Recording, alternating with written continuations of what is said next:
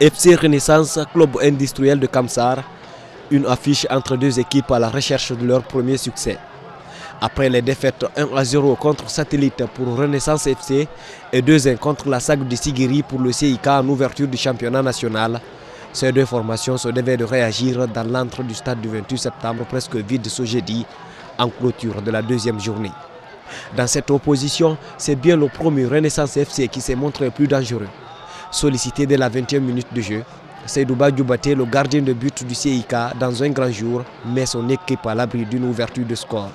Renaissance, qui a mis le pied sur le ballon, va obliger l'ancien sociétaire de Ganga FC de réaliser ensuite une belle claquette à la 31e minute sur un centre de Mamadou Bailo Diallo. En fin de première mi-temps, le club industriel de Kamsar se réveille. Un centre de la droite vers la gauche pousse Charles Théa, peu inquiété dans ses cages, à intervenir. Le score reste nul et vierge à la pause. Du retour des vestiaires, le promu débute encore sur le même rythme. Sur une passe en retrait du nouvel entrant Mohamed Kondé, Seydouba Djoubaté du bout du pied sauve les siens. Le CIK bousculé concédera même un penalty suite à une faute du gardien sur l'étincelant Mamadou Bailo Diallo. Fodé Abbas Yattara s'élance et trompe le portier du CIK d'un contre-pied parfait. Malheureusement, le but sera refusé par l'arbitre Babaleno, estimant que le joueur a marqué un temps d'arrêt avant d'exécuter le penalty.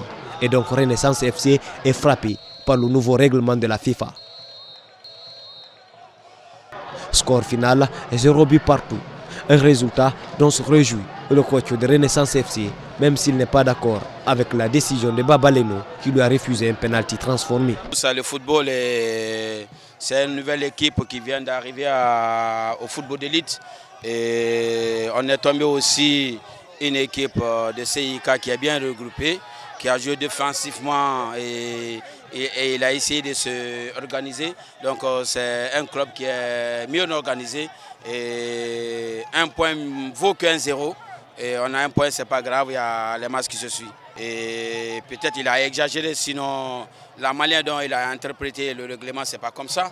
Et le jeu a ralenti qu'une seule fois, si c'est deux, on peut comprendre. Mais c'est un juge de ce match, il est libre de faire ce qu'il veut, mais ce qui est normal, il faut qu'il fasse ce que dit la loi.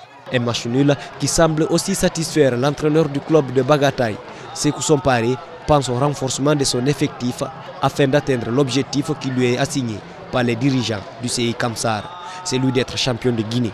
Oui, Renaissance a fait un très bon match, mais à un moment donné, ils ont quitté dans leur philosophie du jeu, c'est-à-dire le jeu posé.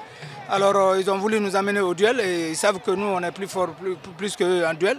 Alors, nous aussi, on a profité d'essayer de chercher, d'aller provoquer sur les côtés, mais les occasions, au premier mi-temps, 3 occasions, les jeunes n'ont pas pu concrétiser.